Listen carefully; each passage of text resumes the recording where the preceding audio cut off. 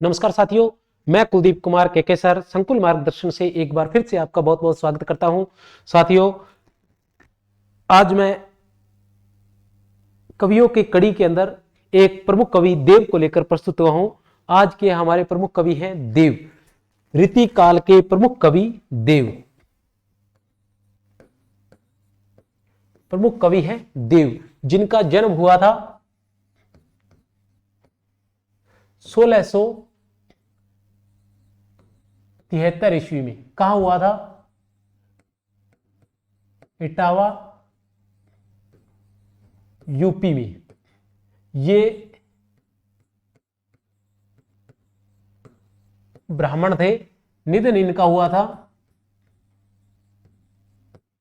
1767 ईस्वी में। निधन हुआ था इनका 1767 ईस्वी में। देव रीति काल के प्रमुख कवि माने जाते हैं। जैसा कि आप लोग जानते हैं कि रीति काल को प्रमुख रूप से 3 भागों में बांटा गया है: रीतिबद्ध कवि, रीति मुक्त कवि और रीति सिद्ध कवि। रीतिबद्ध कवि, रीति मुक्त कवि और रीति सिद्ध कवि।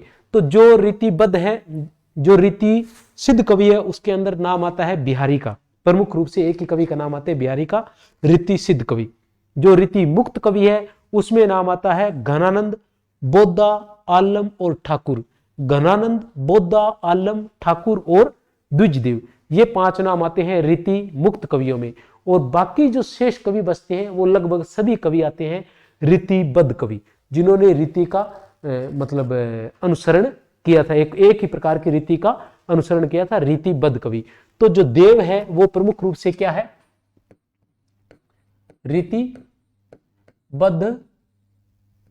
कवि है, रीतिबद्ध कवि है। तो जो रीतिबद्ध कवि हैं देव, इनकी बहुत सी रचनाएं हैं, लगभग 20-25 रचनाएं हैं। तो उन रचनाओं को याद करने में विद्यार्थियों को बड़ी ही परेशानी रहती है। तो उसी परेशानी को दूर करने के लिए, जैसा कि मैं आप लोगों को बता चुका हूं कि मैं प्रत्येक रचनाकार की रचनाओं को ट्रिक के माध्यम से याद करवाने का प्रयास करूंगा, ताकि उनको आसानी से याद किया जा सके।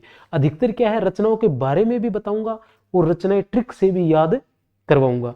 क्योंकि मैं जिस तरह से आपको कह चुका हूं कि मेरा एक लक्ष्य है कि मैं यहाँ केवल आपको पढ़ाऊंगा नहीं या किसी विषय के बारे में बताऊंगा नहीं, बल्कि उसको याद करवाने का प्रयास करूंगा। तो उसी याद करवाने के प्रयास की कड़ी में ही मैं ये देव की रचनाएं लेकर आपके सामने उपस्थित हुआ हूं। तो ये जो रचनाएं हैं इनको इस तरीके से याद करवाया जाएगा कि, या इस तरीके से करवाया जाएगा कि आपको बड़ी आसानी से याद हो जाएगी। देखिए, सबसे पहले लेते हैं हम, सबसे पहले है इनकी रचना भाव विलास। उसके बाद आती है भाव विलास, भवानी विलास। भाव विलास, भवानी विलास। उसके बाद आती है रस विलास और जाति विलास। रस विलास और जाति विलास। उसके बाद आता है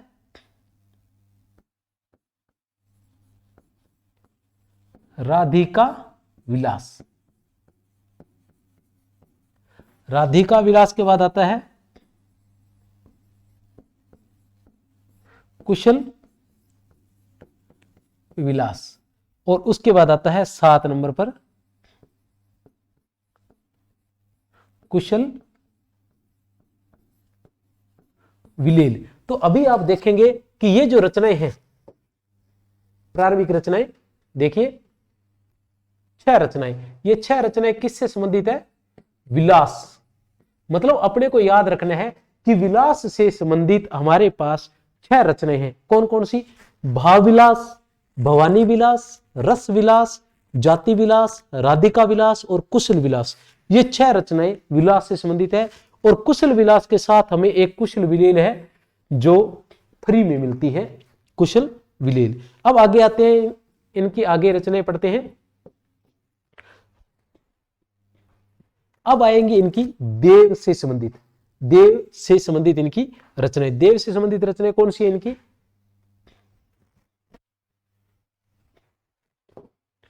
8 नंबर पर, 8 नंबर पर हम देखेंगे इनकी देव चरित्र।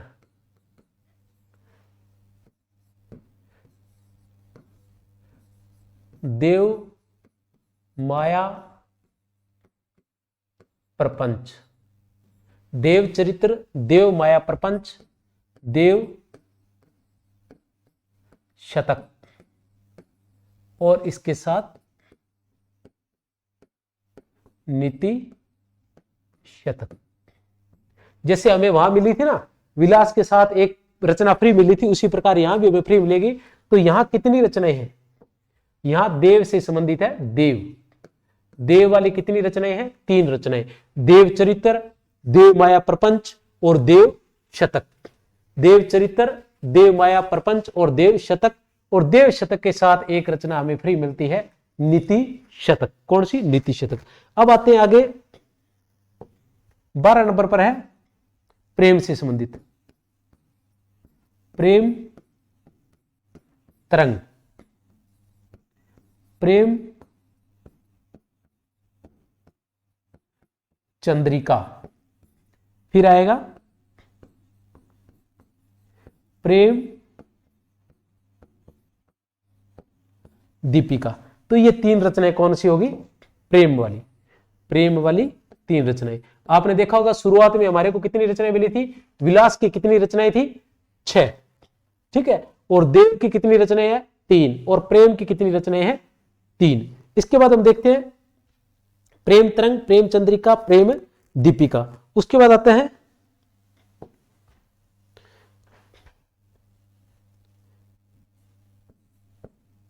पंद्रह नंबर पर आता है हमारे पास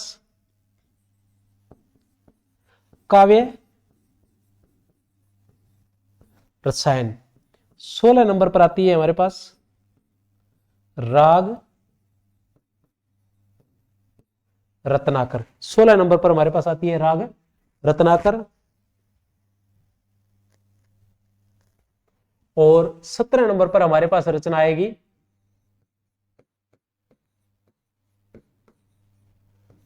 अष्टयाम। 18 नंबर पर हमारे पास आएगी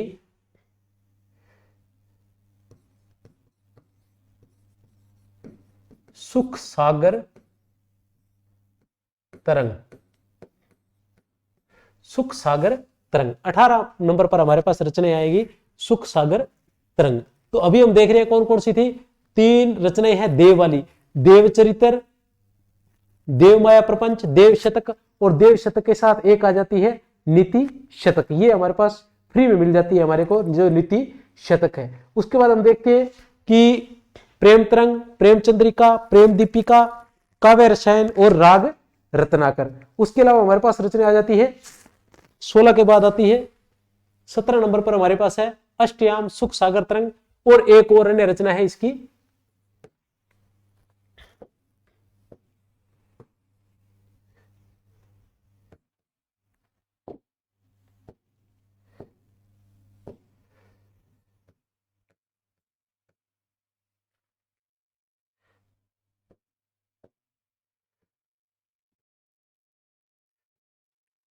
सिंदूर सुंदरी।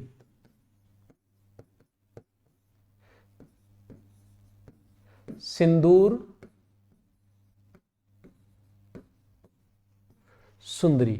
और अंत में आती है इनकी रचना कौन सी थी? सुख सागर तरंग।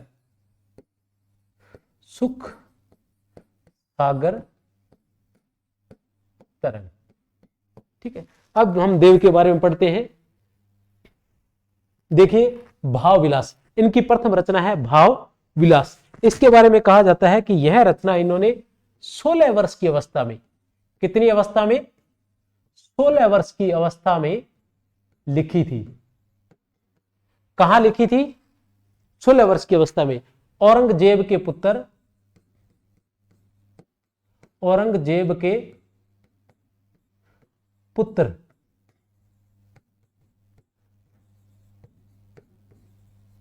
आजम शाह के यहां, औरंगजेब के पुत्र आजम शाह के यहां, प्रमुख रूप से हमें याद रखना है ये आजम शाह के यहां।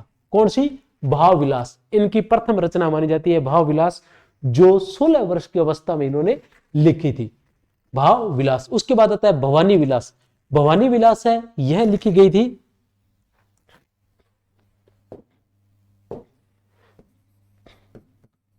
भाव सिंह के आश्रय में। किसके आश्रय में लिखी गई थी? भाव सिंह के आश्रय में। उसके बाद आता है रस विलास। रस विलास के बारे में माना जाता है कि यह मोतीलाल या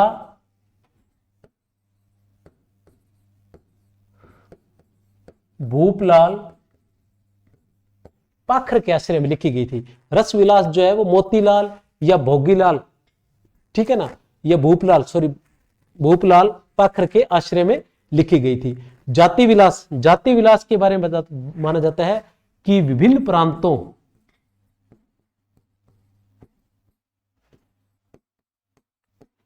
प्रांतों की विभिन्न जातियों की स्त्रियों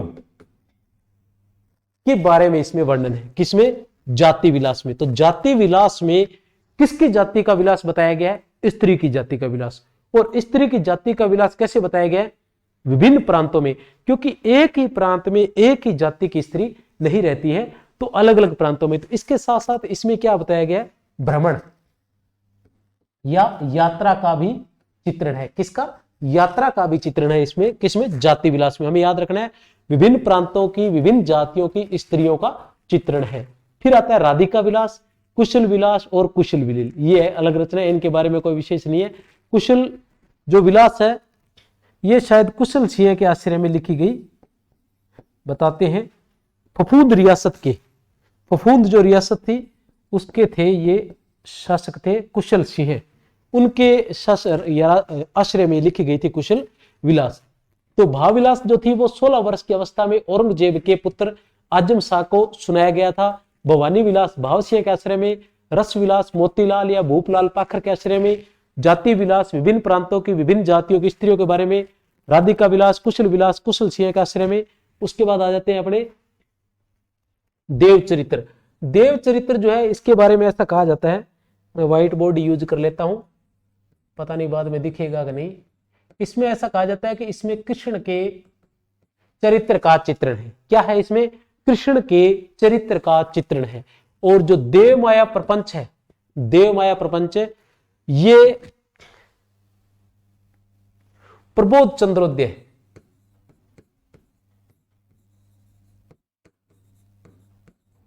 प्रबोध चंद्रोदय नाटक का पद्यबद्ध अनुवाद है। क्या है? प्रबोध चंद्रोदय नाटक का पद्यबद्ध अनुवाद है। कौन से नाटक का? प्रबोध चंद्रोदय का। क्या है? पद्यबद्ध अनुवाद। जो देव शतक है, ये देव शतक कैसे हो गया? क्या है ये? देव शतक। देव शतक, जो देव शतक है इसको माना जाता है कि ये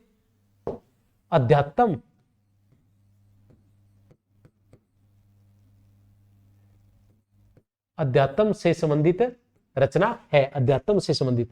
फिर आता है नीति शतक, फिर आता है प्रेम दरंग, प्रेम चंद्रिका, प्रेम दीपिका और काव्य रसायन।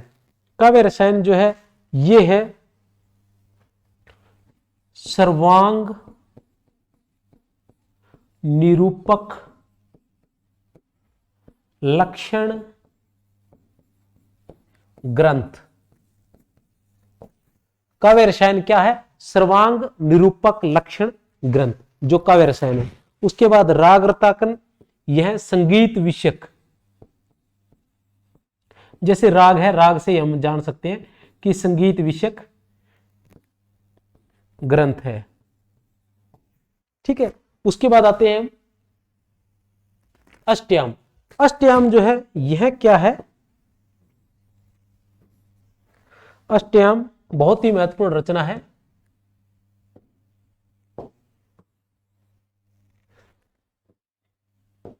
अष्टयाम जो है बहुत ही महत्वपूर्ण रचना है। ये आठों पहर, कितने पहर?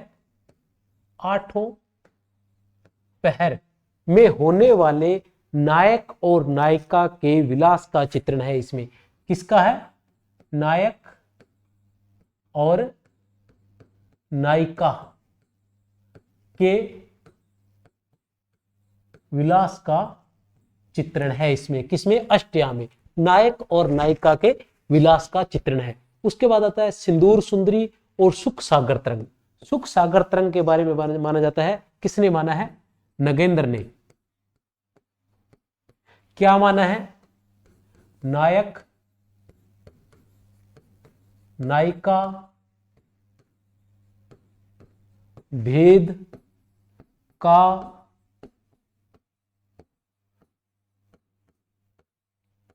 विश्वकोश, नायक नायिका भेद का विश्वकोश माना है डॉक्टर नगेंद्र ने। ठीक है, किसको? सुख सागर तरंग को। जो सुख सागर तरंग है वह इनकी अंतिम रचना मानी जाती है। सुख सागर तरंग जो है वो देव की अंतिम रचना मानी जाती है। इसके अलावा देव के बारे में कहते हैं कि इन्होंने वृत्ति में तात्पर्यावृत्ति, ठीक है ना, तात्पर्यावृत्ति जो थी वो देव ने दी थी, तात्पर्यावृत्ति। इसके अलावा 34वें संचारी भाव होते हैं ना रसों में, कितने होते हैं? 33 संचारी भाव माने जाते हैं रस में। ठीक है ना, तो संचारी भाव उसमें 34वां जो संचारी भाव था जिसका नाम था छल, उसकी उद्भावना किसने की थी? देव ने। किसने की थी उसकी उद्भावना? देव ने। 34वें संचारी भाव, 34वें रस के जो भाव माने जाते हैं ना, स्थायी भाव, अनुभाव, विभाव और संचारी भाव, ये 3-4 प्रकार के भाव माने जाते हैं। तो उनमें से 34वां जो संचारी, 33 संचारी भाव माने जाते हैं, उनमें से 34वें संचारी भाव छल की उद्भावना देव ने की थी। इस तरह से हमने देव पढ़ा, रीति काल के रीतिबद्ध कवि देव। ठीक है, बड़े ही आसान तरीके से। तो इसी तरीके से और कभी भी मैं ला सकूं आपके सामने, इसके लिए आप इस चैनल को या इस वीडियो को ज़्यादा से ज़्यादा शेयर कीजिए ताकि हमारी हौसला अफजाई हो सके और अच्छे वीडियो आते रहेंगे। मैं प्रयास करूंगा कि और ज़्यादा अच्छे से अच्छे वीडियो बनाकर आपके सामने या आपकी सफलता में सहायक बन सकूं। इसी के साथ बहुत बहुत धन्यवाद। Thank you. जय हिंद, जय भारत।